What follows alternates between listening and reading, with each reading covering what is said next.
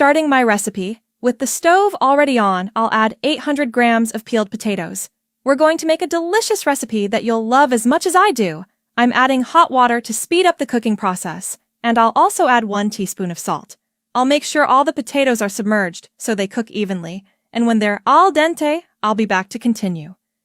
Look, everyone, the potatoes are cooked perfectly, al dente. Now I'll drain them, and I'll be back to continue with the recipe.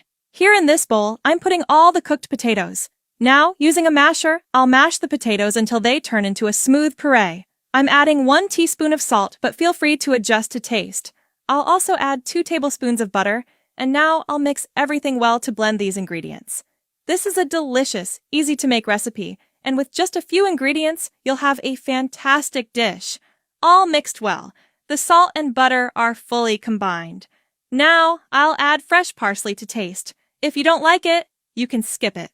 Look at that. I've mixed it all really well, and our dough is ready. Now I'll transfer it to this glass baking dish, already greased with oil, although you could use butter if you prefer.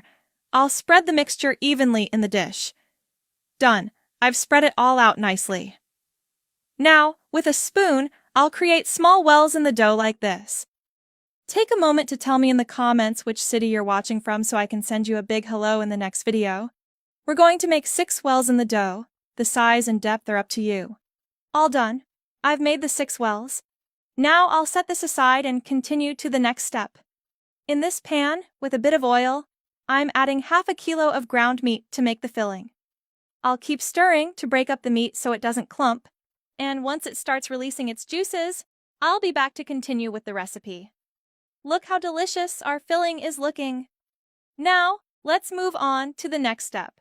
I'm adding 1 teaspoon of salt, and the amount of seasonings is to taste. Adding 1 teaspoon of black pepper, and I'm adding 1 teaspoon of oregano, which is optional. Now I'll mix everything well to combine the seasonings with the meat. Go ahead and share this recipe with your family and friends so they can try it too. I've mixed it all very well, and now I'll add 1 chopped white onion. I'll add 3 chopped garlic cloves and sauté everything well for 2 minutes. Continuing, I'll add 1 chopped tomato and 1 yellow bell pepper, chopped, but you can use green or red. I'll let everything cook for about 10 minutes until the tomato and pepper release their juices, then I'll be back. All right, 10 minutes have passed. The tomato has softened, and the filling is ready. Now, I'll set it aside and move on to the next step. Now let's fill the wells. I'll start by placing mozzarella cheese in each well. Feel free to add as much as you like. I'm using shredded mozzarella, but you can use slices if you prefer. All set. I've added cheese to all the wells. Now I'll add the ground meat filling on top of the cheese, and again, the amount is up to you. Look at this. Our recipe is turning out amazing.